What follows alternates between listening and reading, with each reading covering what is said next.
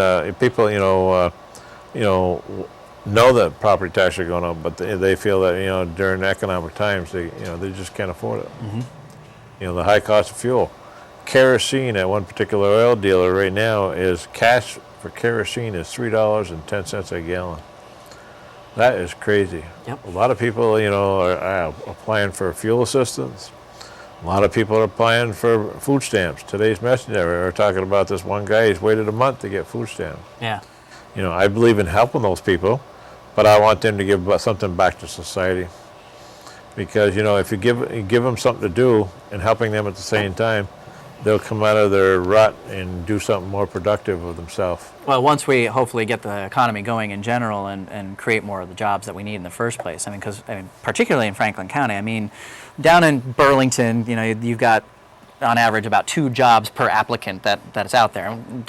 Can't talk about the quality of those jobs necessarily, but there are 2 jobs there, so at least there's jobs there. Up here, it's 5 applicants for every job on average. So we have a real problem where there are people who want to work. They're good, proud people who have been working before, but circumstances have kind of put them on their heels, and there's no way for them to pull themselves out. And so maybe something, I don't know, like a WPA type program or whatever, or just investing more in our infrastructure. We got lots of roads out our way and lots of roads in Dickstown of Fairfield. There's 107 miles, I think, in Fairfield, I recall, that all could be used, could use some repairs and maintenance and so forth, create some jobs there and get some money into the economy that way to help those people. Because, people don't want to sit there and take handouts, no. But when you have nothing else to do at that point, it becomes, you have to kind of swallow your pride and say, help me right now so I can weather this storm, and then hopefully somebody will help, build the economy back up, and I can participate in that, 34 years that I've worked in the working society, I was only out unemployed for 90 days.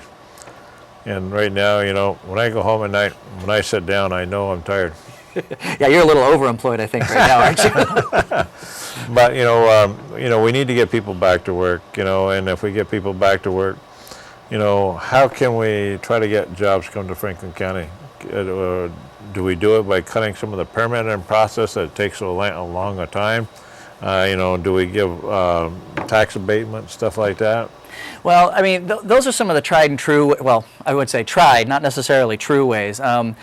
Businesses tend to not really make business decisions based on taxes. They'll complain about taxes. Yeah. But who doesn't? I complain about taxes, and I see the value of, paying taxes to help with education and other things that benefit us all. But when you really get down to it, like 1.2% of the cost of doing business in a state is state corporate taxes. And actually you can get some federal, deductions from that, so it's like 0.8%. So it's a very marginal amount. I was actually talking on the forum last week with the rest of the candidates in Franklin too about Paul O'Neill, who was the former CEO of Alcoa and was the Treasury Secretary under George W. Bush, and he said, I never made a business decision based on the tax code.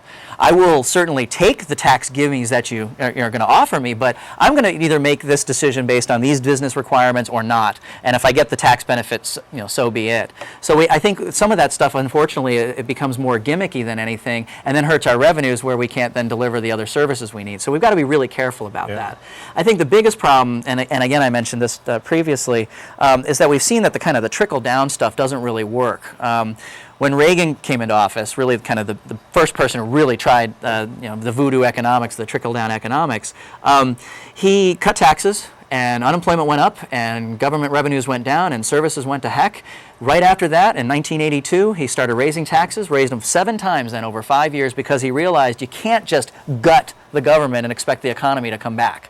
And I think Governor Snelling realized that then during the previous recession, the 90s recession, that we have to actually go look for some more revenues and get money into the hands of the consumers who really are doing most of the spending, who create the economy. 2/3 of it is people, regular people who make very little money. And so giving them the tax relief is where it's really going to get the biggest bang for the buck. They create the demand, then businesses have a neat reason to hire. Right now, most businesses actually have cheap access to money because interest rates are low. Tax rates typically are low, and so corporate America is sitting on like $1.8 trillion of cash that they're not doing anything with because no one's buying their products and services.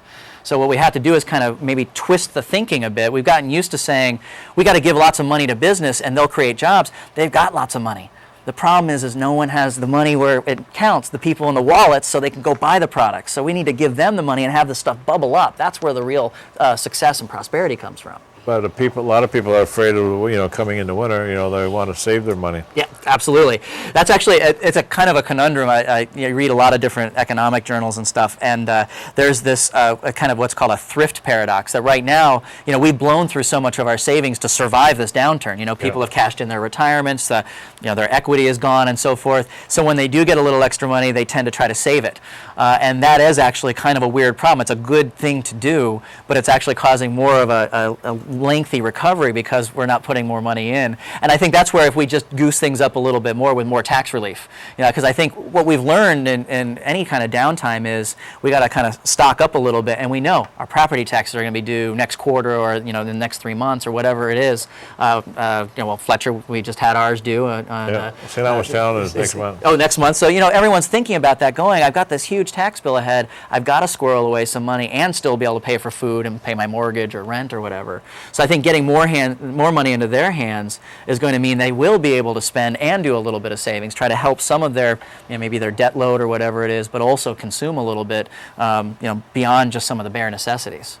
Yeah, because people love living in Vermont. Yeah. They don't want to leave Vermont, but if I guess we're second in the nation as far as the highest tax rate. Well, it depends on how you measure it, actually.